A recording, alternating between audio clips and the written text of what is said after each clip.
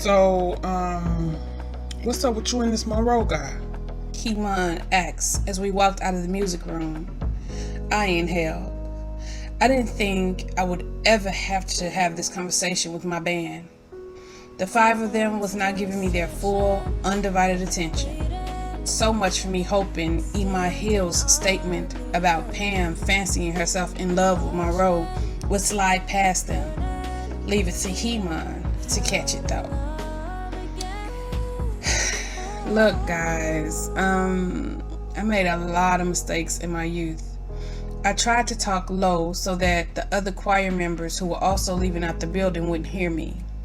I took Jazz's arm and guided my little group further down the sidewalk. Monroe is my husband. Your husband? Kemon cried, a stricken look on his face. He was not alone in his surprise. My other 4 band members wore similar looks. Well, Bass did the best he could. His raised eyebrow spoke volumes. Shh! I took his arm. Yeah, my husband. We got married when we were kids. It did end well. So, it's ended, right? Kemon asked. I nodded, but then I shook my head, and then I nodded again. Well, it's complicated. A look of anger crossed his handsome face. What you mean complicated? Is he or is he not your husband? I looked at the ground. I didn't know the answer to that. I mean, in all sense and purposes, I wrote him a bill of divorce, I think. However, he didn't even begin to accept it. So I was really in a gray area here. Why didn't you tell us you were married? Jazz asked. She's not married. Kemon cut him off. Don't say that. Especially not to that psychotic maniac. He's not psychotic, I began, but Kemon cut me off. Great. So now you're sticking up for him. I'm not sticking up for him. I've known him since I was a little girl. He's not psychotic. He sees the world different from everybody else, that's all. No, Ty, you're wrong. He's a madman. Do you see the way he wears his hair? He travels with a pack of wolves. That's not normal. Not only is he a madman, but I'm convinced he's a deranged murderer as well. People say he does what he wants in this town because nobody can defeat him. He murders who he wants, and nobody can say anything about it. Right then, a transportation vehicle pulled up. That's our ride back to hell, Keys muttered. The door slid open and 2 soldiers stepped out. You 3, let's go, one of them called. Kemon grabbed my hand. Ty, he's dangerous. You don't need to be there with him. You don't need to be with anybody that cold. He hesitated for a minute, looked down toward the ground before his gaze came back up to mine. You deserve so much more. You deserve everything a man have to give. He squeezed my hand, as if he was going to pull me in for a hug, but then changed his mind and turned to get into the vehicle. Wow, that was intense, Doe muttered before he leaned in and kissed my cheek. See you later, beautiful. Bye, Doe, I muttered. Keys lifted my hand and kissed the back of it before he winked and loaded into the vehicle with the others. Jazz, Bass, and I watched them until the vehicle turned the corner. You know he's right, Ty. I don't know where my family and I would be had it not been for you. You don't deserve to be abused, Jazz said before he leaned in and kissed my cheek. I have to get back to the house. Ema got some ground she needs tilling up. I nodded. Tell Karen and the girls I said hey, and I can't wait to see them. Will do. Before he left, he paused for a minute. Take care of yourself, Ty. This band ain't nothing without you. You the glue that hold us all together. Tears came to my eyes as I went up on my toes and I hugged him. It felt good to still be loved. It didn't matter what the rest of the world felt about me. My band loved me. When Jazz walked away, Bass just stood there. I touched his sleeve. You worried about me too? He nodded once, his deep eyes searching mine. He lifted his hand and wiped away my tear. I wanted to reassure him that I was going to be all right, but the truth was, I felt more lost than I'd ever felt. Yah's punishment was a tough place to be. Monroe said he didn't love me anymore, and I can't help but wonder if Yah still loved me. It had been so long since I prayed or came to him because I couldn't face him in my shame. Maybe I was doomed to live in this loveless marriage for punishment for being the cause of my family being broke apart. After I found my family, Bass began to speak, looking down towards the ground, so low for a moment I thought I was imagining it.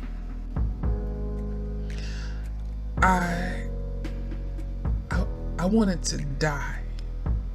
I thought for sure there was nothing good left in this world. He lifted his head and looked into my eyes. And then I heard you sing. He surprised me by leaning in and kissing my cheek. There is light within you that you are trying to keep hidden, but you can't. He shook his head. So you might as well stop trying. After he uttered those words, he lifted his guitar and put the strap on his back before he turned and followed Jazz down the street. I stared after them, trying my best to fight my tears. My emotions were so torn. I didn't know what to do. I didn't know where to go. The street had cleared and it was just Dog and I standing there on the sidewalk. I reached down and rubbed her head where she sat on her hind legs next to me. "I think our ride forgot to pick us up," I muttered. And I ain't gonna lie and say that didn't hurt.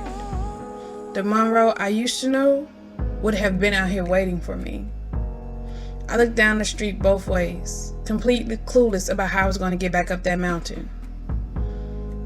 "Oh, look a here if it ain't the songbird," Pam hissed as she helped Ema Hill out of the building before taking the key and locking up the place. I exhaled, in no mood for this. "Pam, I told you, I'm not here to compete with you." "Oh, I know that. 'Cause if what you did in there is the best you got, then baby, you ain't no competition." Ema grunted, shaking her head.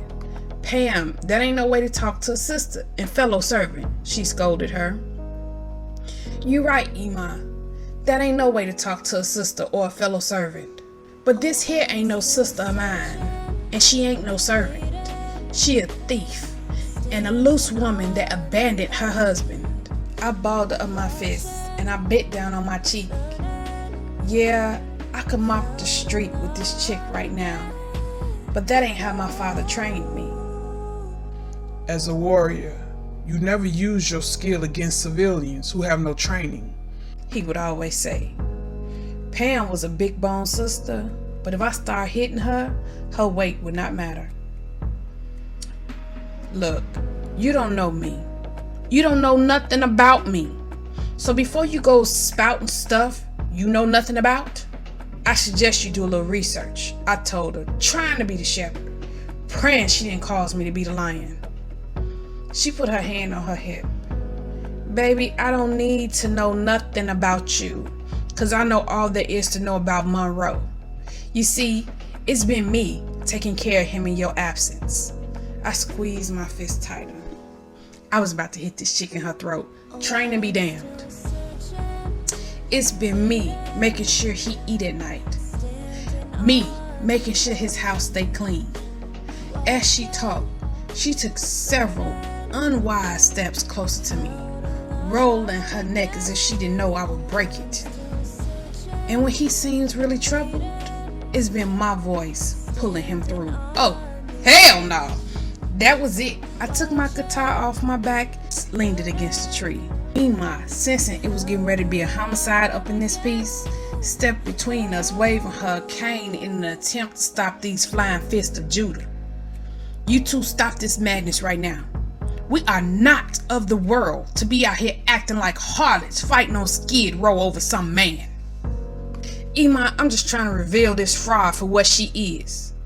Why should she get the glory that should be mine? As we proved today, I have the better voice. And as I've been proven, I will make Monroe a better wife. So why should I let this skinny heifer get what should be mine? Girl, let me explain a few things to you. I came from the inside of my cargo pants with my blade and I held it underneath her neck, pushing her back up against the tree. Ty, no! Iman cried, clutching my arm. Pam eyes wide in surprise. Now, I done told you, I ain't here to compete with you. Which is why I didn't blow your ass out of the water in that auditorium today. However, one thing I ain't gonna entertain you with is the idea that Monroe is anyhow, yarn. He been mine forever, and I ain't giving him to you. I stepped back, sheathing my blade, before I lifted my guitar and put it on my back.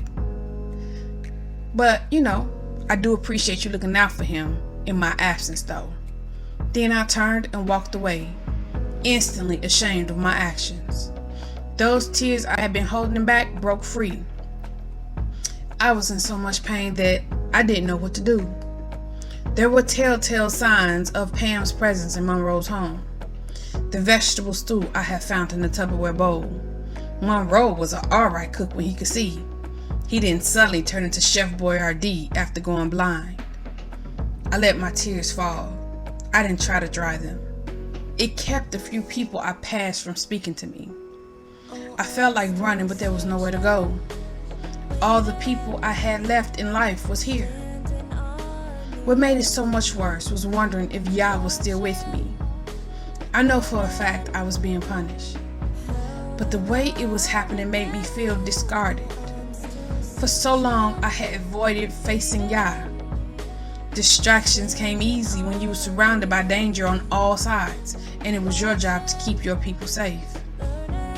But now that the danger wasn't imminent, it brought my power back to the forefront of my mind. How do I even begin to ask for forgiveness for what I've done? I wrapped my arms around myself as I walked. I just wish that Yah could give me a sign and tell me what to do. Show me that he's still with me. I feel like if I know he's still with me, I can face any challenge. I don't know how long or how far I walked, but I think it was to the end of town. I climbed through a little cliff in the mountain and jumped down to the sand below. I had made it to the ocean. The sun shined bright in a beautiful sky. The waves roared gently against the shore. Slowly, I walked towards that ocean, drawn to its beauty like a magnet. It was so peaceful here. One could easily forget about their troubles. Dog made a whining sound in her throat. I looked down at her and saw she was looking off toward the right. I lifted my head to see what she was looking at and had to squint my eyes at a figure a good distance away approaching us. The hairs rose on the back of my neck because the closer that dark figure came, the more I recognized him. I was running full speed toward him before I knew what I was doing. My heart cried out in joy at what I was seeing because this could only mean one thing. Yah was still with me. Preacher! I yelled at the top of my lungs as I pumped my legs to run as fast as I could. Dog galloped next to me. The dark figure smiled as I burrowed towards him, and at the last moment he opened up his arms and I leaped into him. I didn't care that folks had never seen him hug anybody. I needed a hug from him. Preacher, oh dear Yah, hallelujah! I cried as he held me close. Shalom, God, how are you? Not good, preacher, I told him. But my words sounded muffled because I was crying and my head was buried in his neck. He chuckled as he set me back on my feet. I didn't let him go. I wrapped my arms around his body and laid my head on his chest. Surprisingly, he rubbed my hair. Preacher, it's so good to see you. It's good to see you too, Bob. Eventually, I let him go and dried my tears. Why you crying, Ty? I shook my head. Because my life is a mess. And then I thought of something. My gaze flew up to his. Have you heard anything from my mom and dad? I asked. My pain was momentarily forgotten. A look of sadness came over his face, and my heart stopped. Dear Yah, please don't tell me my parents were dead. I have not heard from them. I went back to the gym, but He shook his head. everything is gone. I went down to my knees as a fresh wave of pain washed through me. All this time I had convinced myself that my daddy and mama were still alive. My daddy is the strongest man in the world. Surely he could survive if I survived. But if the preacher had not seen them, then what does that mean? He squatted down next to me. I have seen Dawid. He said quietly. My head flew up. Dawid? With a grin on his face, he nodded. I lifted my hands to my lips. I was afraid to ask. Is he all right? I whispered. He nodded. He's coming along. I came back to my feet. That solves it. I'm going to find my brother. Where is he? I have to find him. Slowly, preacher stood, shaking his head. He's where he needs to be at this hour, and you're where you need to be. Pray that Yah sees fit to reunite you. Until then, keep living. I shook my head. I don't know, preacher. Everything is a mess here. Monroe's here, I told him. He nodded. Yes, I know. He's completely blind, I whispered. He grunted and looked out toward the sea. The wind blew, causing his duster to whip out around him like black wings. The sun reflected off the handle of his sword. I frowned at the way he grunted. He is blind, right? I asked. Technically, yes. But it's something he's choosing to do. Wait, are you telling me he could see if he wants to? I'm telling you, there's nothing he wants to see. Not anymore. He made a few mistakes and he has foolishly decided to punish himself by refusing to see. I chuckled without any humor as I looked out at the water. He and I are quite a pair, aren't we? As they say, a match made in heaven. He chuckled at his own humor. Preacher, I don't know what to do. My words were barely of a whisper. I don't know how to fix all that I've broken.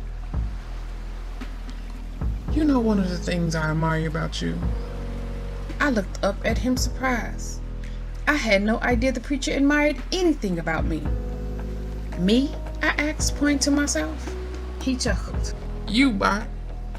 I shook my head. You're a fighter. You're brave and bold.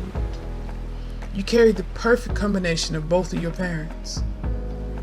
It's good that you're not a vain human being, but it's time for you to boldly accept the things that you are capable of. Bravely take Yah's gift to you and bear fruit, child. The AnatiYah that doubted herself, let her stay dead where she lay in Chicago. In order to fix what is broken, you cannot resurrect her and now begin to doubt yourself. Look at all you survived. Look at how far you've come. You couldn't have done any of that if you doubted all of your actions and all of your decisions. Don't then get here to the toughest fight in your life and go weak. Step out boldly on the fact that your steps are ordered by Yah, and His will be done. Always. There is nothing that we can do to change the outcome. Yah's will be done. It's complete and utter vanity to doubt that. But I caused so much pain. I caused our families to get split up. Do you think that it was Yah's will for Dawid and Monroe to begin their journey? I nodded. Do you think you could have done anything to stop what Yah spoke into motion? I shook my head. Then why do you carry that burden on your shoulders, Bob? Tears came to my eyes. I had no words. Every situation you live through should be looked at as a lesson. Learn from your past. Go forth and do better in your future. Monroe needs you. The place he has withdrawn to, he cannot stay. Just like the rest of us, he must bear his stake. He looked back out over the water. The winds are just upon us. We need to be ready when they blow. All that is not rooted will be destroyed. The chaff is going to be burned away. He turned back to look at me.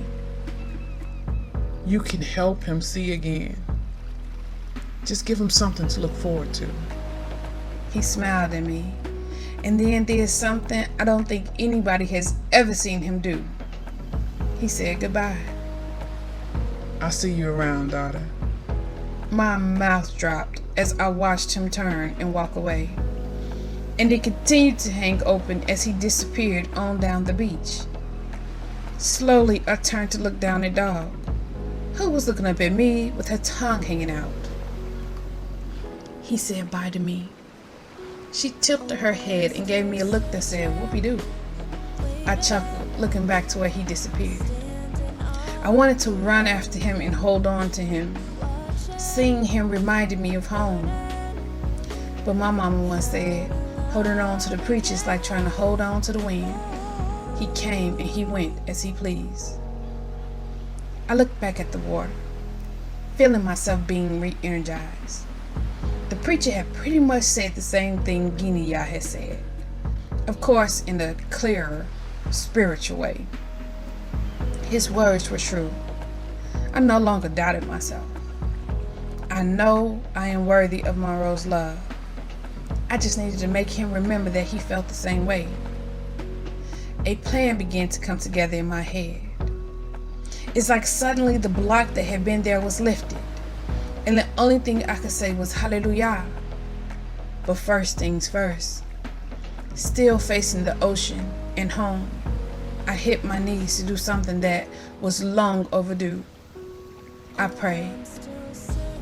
I asked Yah to forgive me for my foolish ways. I thanked him for not giving up on me. And then I prayed for strength to do what needed to be done. When I was finished praying, I began my long journey home. The villa was located further down the beach but higher up in the mountain. I couldn't get to it this way, so I had to go back through town, which wasn't a bad because I needed to pick up a few items for dinner. I'll be damned if I let Miss Pam's cooking linger on my man's tongue any longer. However, as I began my journey back through town, I frowned because the one thing I don't remember seeing here was a grocery store. I had absolutely no idea how acquiring food worked around here. As if Yah was answering my prayer, a Ford pickup came to a halt next to me.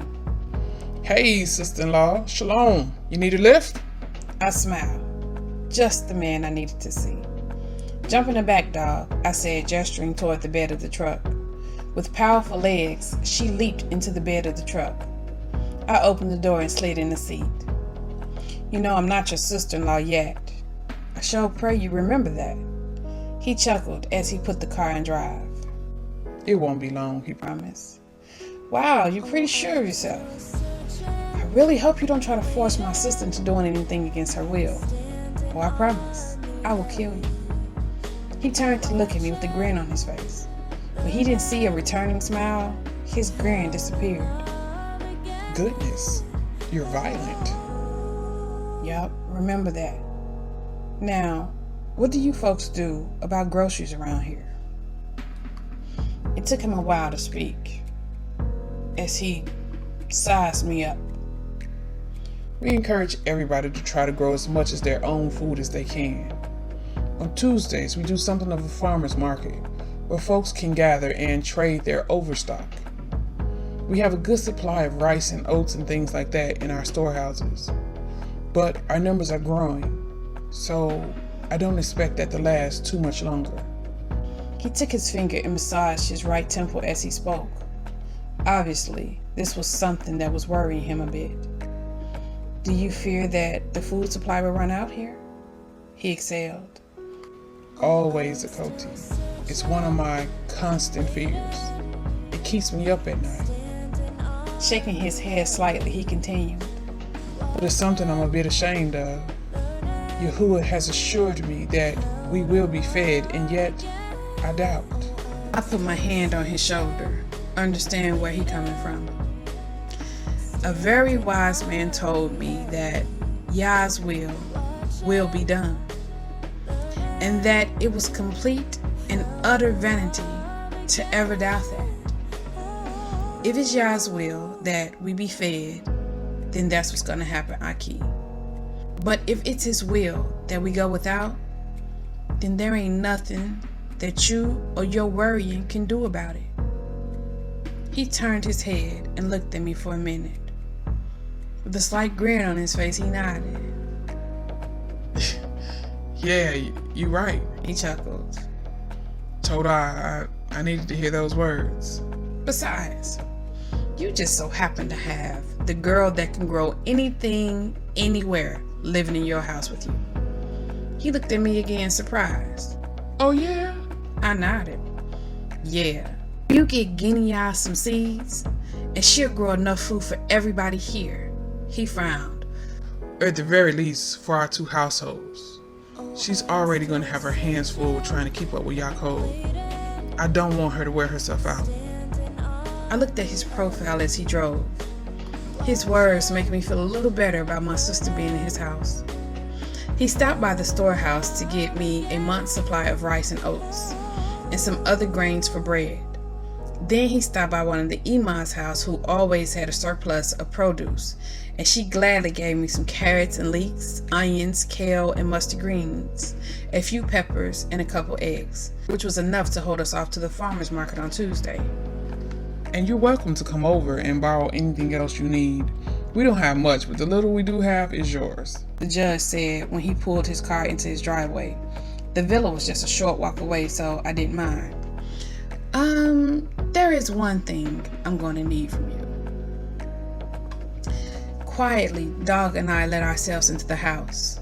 We were greeted by the dimness that had greeted us upon our arrival. The sun was beginning to set in the sky, so it cast most of the house in shadow, except for the low glow coming out of the living room from the fire. I knew what I was going to see before I even rounded the corner. With the items I had acquired today in 2 paper bags in my arm, I stood and took in Monroe. Just like yesterday, he sat in that chair in front of that fire. His big lean body relaxed as his white gaze stared into the flames. At his feet next to him was the big white wolf with the black streak. It too stared in the flames with all white eyes. I thought about the preacher's words.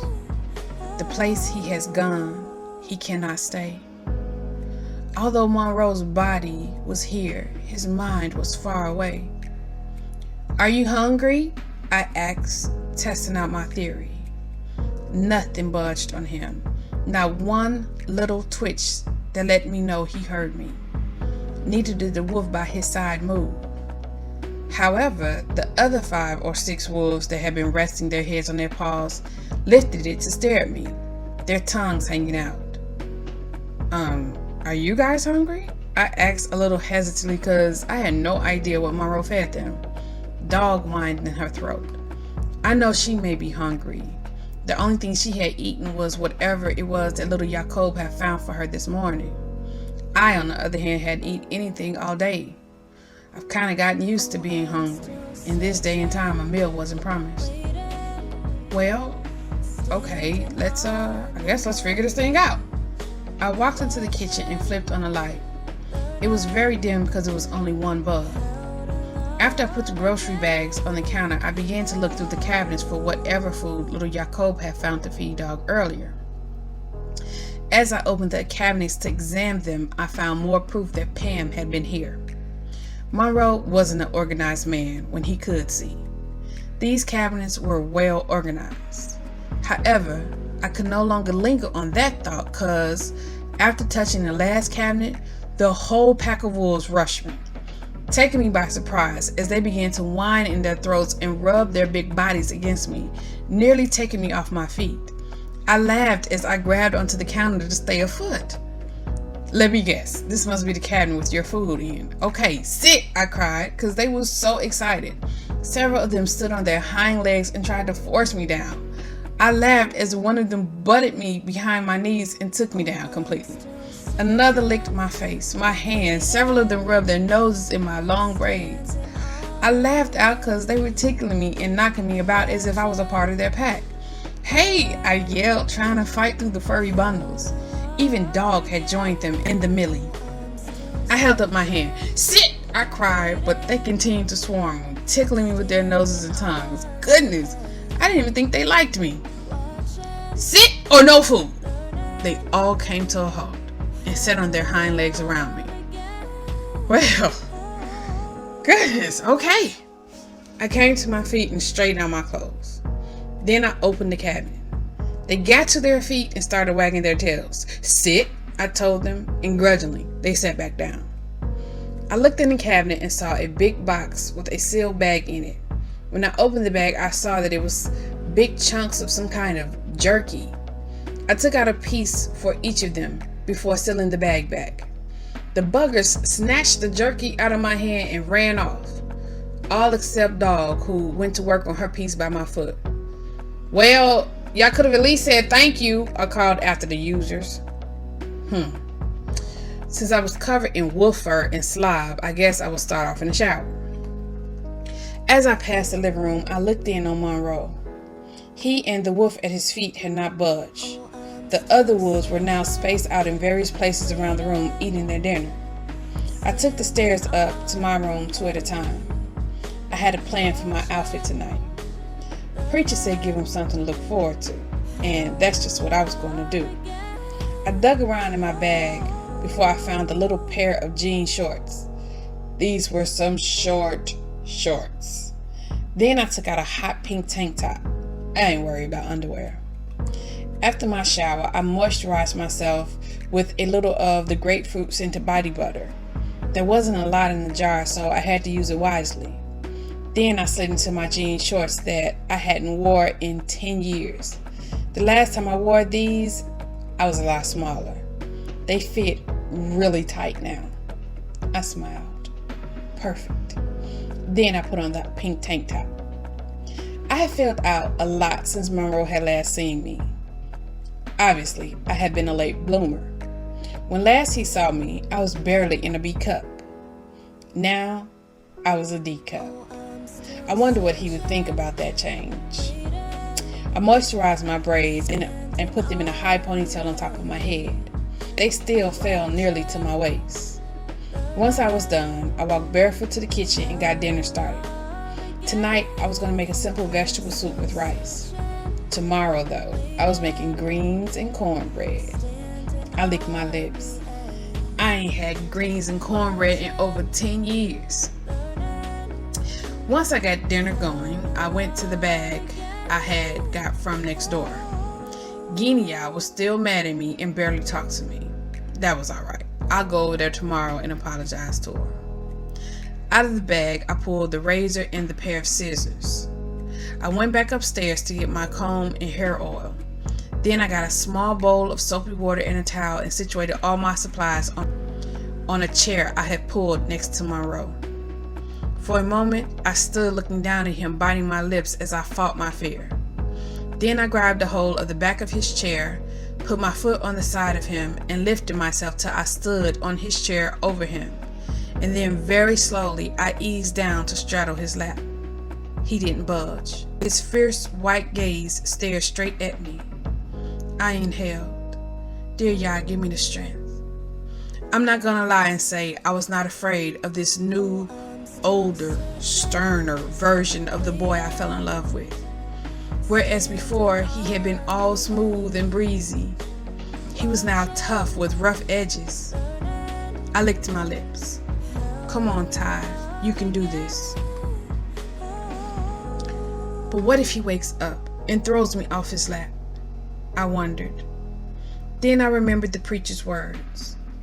In order to fix what is broken, you cannot now begin to doubt yourself. I nodded, taking a deep breath, and then very gently cupped his face that was covered in wild, untamable hair and began to sing a song I wrote for him when I was 16, called My Brave Warrior. His strong body jerked so violently, he did indeed send me flying off his lap. Before I could cry out, his arms shot out and caught me around my waist. Before I could hit the floor, carefully, he positioned me back on his lap. He blinked, looking straight at me with the eyes of the Monroe I used to know.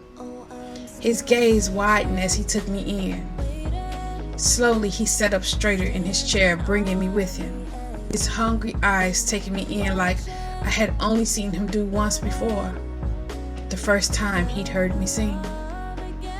Slowly, his gaze went from my face, down to my neck, paused at my breasts, where first surprise registered on his face, before pure uncut hunger, lower down to my thighs and my center. The shorts did little to cover. He groaned, staring at my center. I smiled as I continued to sing about my brave warrior, my strong warrior of Yah. Damn, baby, you look... His gaze came back up to mine. He lifted a hand that shook slightly as he gently touched my cheek. You're so beautiful. The prettiest brown in town. My smile grew at his familiar compliment. I thought I'd never hear him say those words. The preacher said he can use his eyes if he wanted. Maybe now I'd given him something to look forward to. To test my theory, I stopped singing. Tears came to my eyes as I watched that white film slowly cover his again. My hand went to my mouth to stifle my cry. He grinned. What did you think would happen? He asked, as he lifted his big hand and wiped away my tears. He leaned back in his chair. Did you think I would take one look at you, at how beautiful you have become in womanhood, and suddenly everything would be all right? His voice was rough from unuse. He palmed my thighs with his big hands, squeezing them gently. I'll tell you what though, baby, your body is banging. When did that happen? I could have just slapped him. Really, Monroe, that's all you saw? His words were hurtful. Here I thought he and I had just had a moment. To me, it felt spiritual. Obviously, not to him. He brought his hand up to my butt, pulling me so that my softness rubbed against his hardness. Little AnatiYah is a woman now, and I want to taste. He moved so quickly he took me off guard. The man can go from relaxation into action in the blink of an eye. He sat up in his chair and at the same time grabbed a fistful of my braids, bringing my head to meet his, where his lips took mine. I opened my mouth in shock and he took clean advantage, evading my mouth with his tongue. I tried to push away from his aggressive caress, but as the kiss continued, all the fight seemed to flee away from me. This was something that had not changed about him. His kisses still had the power to render me useless. I moaned as he deepened it, his mouth pulling strongly from me, demanding my surrender. Wrapping his arms around my back, he pulled me close until each one of my soft curves were pressed against his hard body. His arms were stronger than I remembered, his muscles harder. I brought my hands up to his face, and it was that brought me back to reality. I broke off the kiss. He tried to bring my head back down to his, but I didn't let him. No, Monroe, I growled. If I let him sleep with me before he loved me again, then he may never love me. Everybody know a man don't respect milk freely given. I put my hand over his seeking lips. He exhaled, reclining back in his chair. Ty, I know you know better than to try and tease me. There was an angry undertone to his voice. Still straddling his lap, I folded my arms. I don't know what you're talking about, I lied. Of course I was teasing him. I'm but a baby's daughter, but after all. A devious grin spread across his face. Oh yeah? You don't know what I'm talking about? I should have known he was up to something. He had gone too still. I'm talking about this shirt. It makes me want to. He shot up in his chair, half lifting me, and closed his warm mouth on the tip of my breast through my shirt. I cried out as arousal shot through me like electricity, starting in the tip of my breast and settling in my now throbbing core. It took all the strength I had in me to push him away. "Monroe!" I cried, looking down at the wet mark on my shirt. He sat back grinning, looking at me with that white gaze. You shouldn't be walking around here trying to tease a brother, he whispered. I grinned at him. "For your information, I'm here to perform my wifely duties." The grin disappeared from his face. Yeah? See, yup, that's what I'm talking about. Let's go upstairs. He wrapped his arm underneath my butt and went to stand, but I grabbed a hold of the chair, locking my limbs, keeping us seated. "Goodness, Monroe, can you think of anything else other than sex?"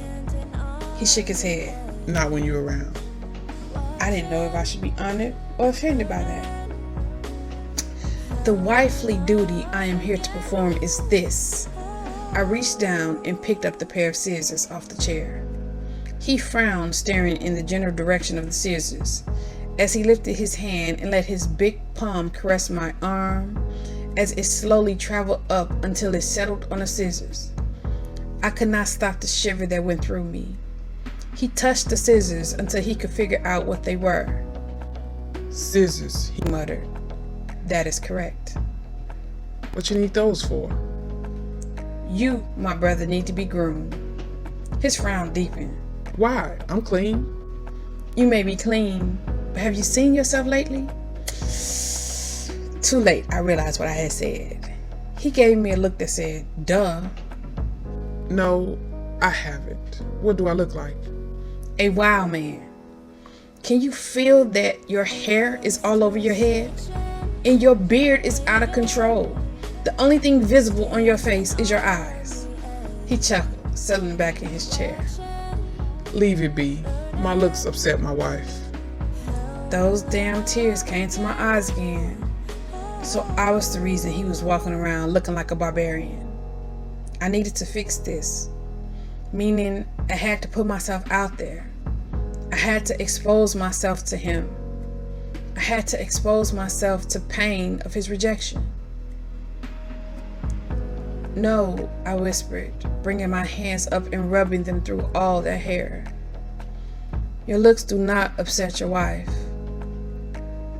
More than anything in the world, your wife wishes to see your handsome face." As I spoke, my words cracked because I was fighting back those tears. He stared up at me for a moment, studying me with those eyes that saw way past my skin. "You sure about this?" he whispered. I nodded. "Yeah, I'm sure." After a while, he exhaled, holding up his palms. "Well, I'm all yours.